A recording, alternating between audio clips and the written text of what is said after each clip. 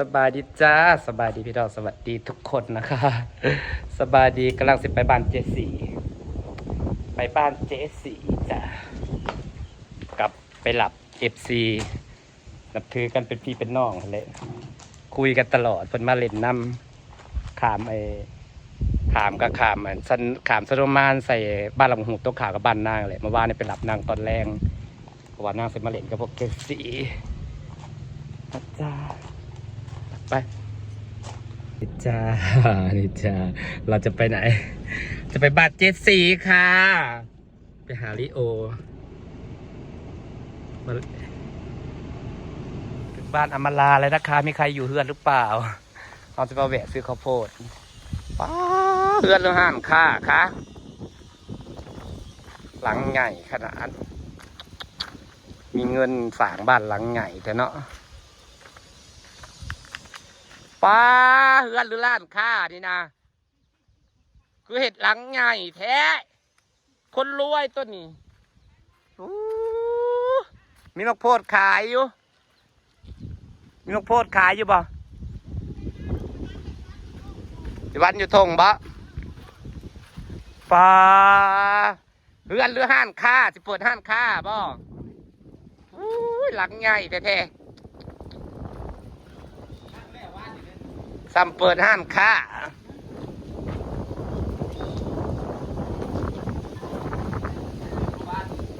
รถมันมาถมดินแล้วบ่อ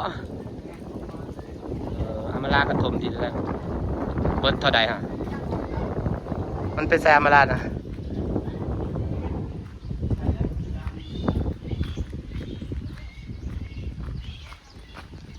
เบิดเท่าใดเด้อข้างบนนี่นะบ่อยู่แล้วของแพงเดี๋ยวนี้ใหญ่ปันนี่แล้วเฮือนนี่ล้านปลายเกือบ2 ล้านพวกคอยว่าหลังใหญ่ปันนี่นะใครดอกมีเงิน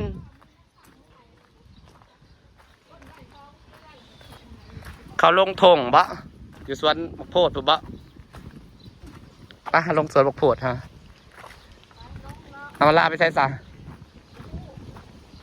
นอนมาให้ตื่นเปล่านึกว่านอนกกไข่มันตื่น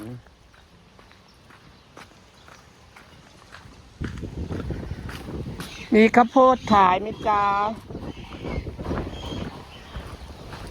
มาซื้อข้าวโพดมาซื้อข้าวโพดจ้าข้าวโพดปะค่ะFCมาหาซื้อข้าวโพดเอาไปละมันอยู่ไปไหนไปเบิ่งดูสิเบิ่ง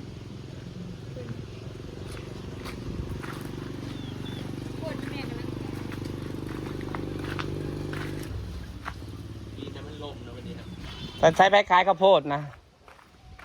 เอามาลากไปอยู่สักจะไปใส่ไปขายข้าวโพดจ้าจะมาบ่ประตูใส่อีกนี่นะประตูใส่แม่มันจะสะดวกเนาะใส่ประตูนี่งัว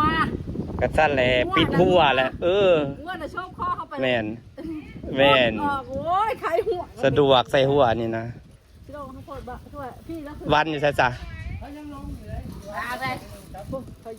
วันอยู่ใส่จ้ะ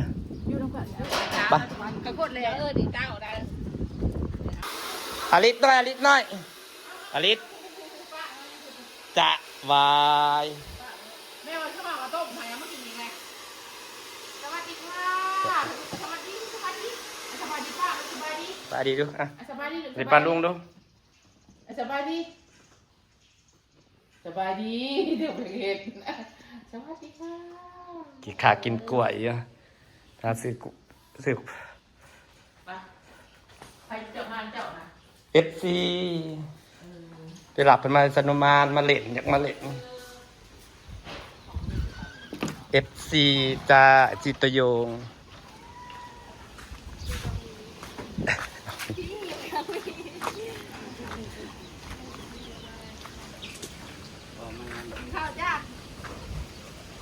จิลกมาเศร้าหรือเขาเที่ยงเขาเศร้าแล้วเนี่ยเขาเที่ยงตัวจริงสวยนะตัวจริงสวยก็จะดูชอบดูอ่ะ เห็นรอยถ่ายลงอยู่สวัสดีข้าวโพดจ้าบักพร้าวเรียกหน่อยแท่งจันทร์ได้นี่งามเลยบักพร้าวอย่าให้บักพร้าวไปใหญ่สักนิดเด้3 ปีได้เนี่ยจังหน่อยแท่งจันทร์ได้นี่โหยเกลือให้มันอยู่บ่โหยกับปลอบมันนี่โหยเกลือโอ้ยจังหน่อยกระแท่งจันทร์ได้นี่โอ้ยยามบักพร้าวกว่าสีใหญ่จนทีมันจะงามเนี่ยมันงามแม่มันก็เรียงเลยสายพี่ข้าวโพดงามอยู่ลีแม่ไปสีม่วงขับทีบเนี่ย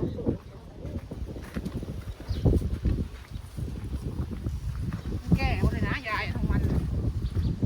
เจ้ามันการชุ่มมัน โอ้ยงามลิสีม่วงแม่ไปมาโพดสีม่วงแก่แล้วมันเลยประจอบนี่นะจะเลือกเอาเนาะนี่นะชุ่มมันเลือกมันแก่บางมันนั่นมันบริหยุบจนดำเด้อบางทีมันแก่แล้วซ้ำนี่นะเพื่อสิแก่โพดซ้ำพอดีกินซ้ำนี่นะพอดีหวานพันใส่น้ำผึ้งบ่ตัวเบิ่งสีเป็นพันได้โอ้พอดีกินซ้ำนี่นะจะนั้นมันสิแก่โพดซื้อข้าวโพดปิดโต๊ะ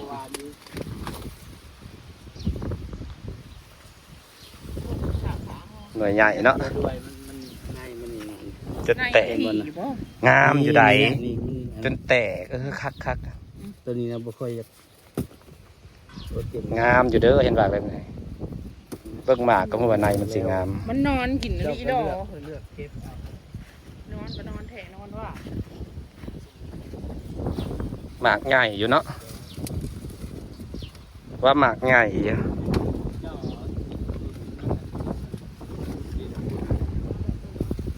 เลือกที่แบบอยากกันงามมันกะนั่นโอ้ทั้งวันสด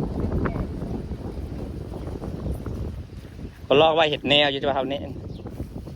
ดูว่าถาซื้อถงเอาป่ะถ้าเห็ดแนวนะมันจะกลายพันธุ์แม่นอยู่เนาะมันนี่นะหมากใหญ่เลยแก่แล้วหมอหยุกอะไรหมากใหญ่เลยป้าอุ้ยนายขักอะไรบ้างเนี่ย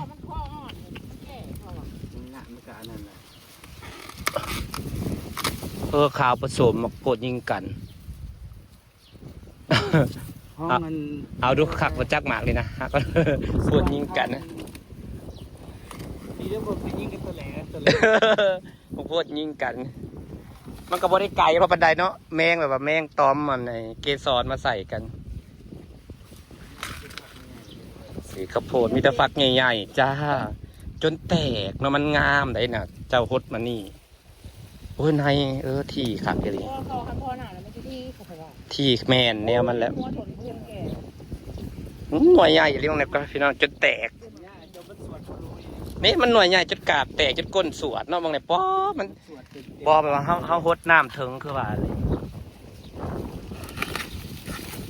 นายใหญ่รีพี่น้องข้าวโพดงามๆนี่จ้างามเลี้ยหรอบางเนี่ยเปิ่นฮดแต่ขี้หมูอยู่ตลอด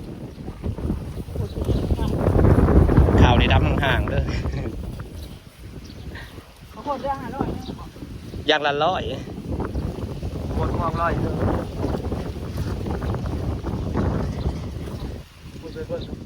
อันนี้มาซื้อไปต้มกันนั่น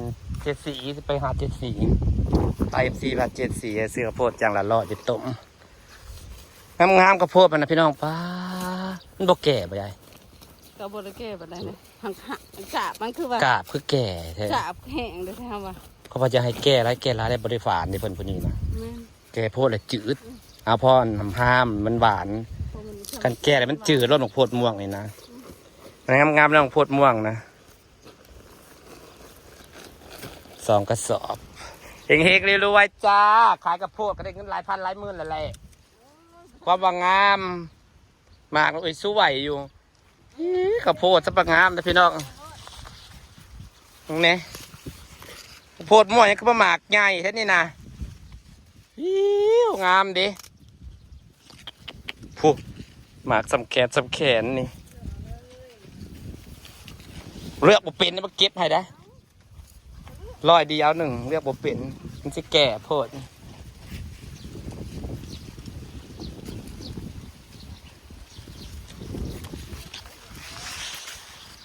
งามเรียกโพดพี่น้องเรียกกันเลยซ่าอยู่ป้า สอนเด้สอนเด้พวกโพดนี่คืองามแต่เด้งามเด้บ้านเมืองอาบลาต้องใส่ไปอยู่ตู่พอแหละกับสามีเพิ่นพากันแวะเอากระโพดแล้วก็สิไปแวะห้านเสาแสงต่อสีพากันไปบ้านเจสีได้แบบนี้พาให้เพื่อให้เก็บกระโพดอีกก็มีการขอมักน้ำกินอีกนะครับใส่มักน้ำนะมันหมากใหญ่บ่หรือว่าตอนนี้ พอแล้ว2 หน่วยก็พอแล้วจะเป็น1จะกินบุบดจะเหี่ยวก่อนใบมันใหญ่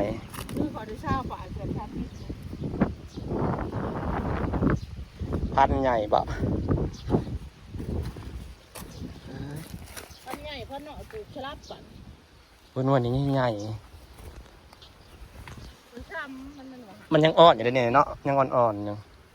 มันได้แก่ซ้ำมันยังสีใหญ่กว่านี้อยู่ได้ มันจะ ไปแหวกกันจะแสงต่อยมันสวยมันพอดีแล้วหมกโพดพอดีกินแล้วคอยไว้แล้วมันสิแก้วนี่มันสิบดแซ่บ หมานปัง ว่ามันงามมันจะแตกมันงามมันจะแตก คนรวยอยู่แล้ว รวยทั้งชีวิตนั่นไงก็ กลวยตลอดชีวิตไม่มีคำว่าจนจ้า งั้นแต่งกันพี่สีก็คง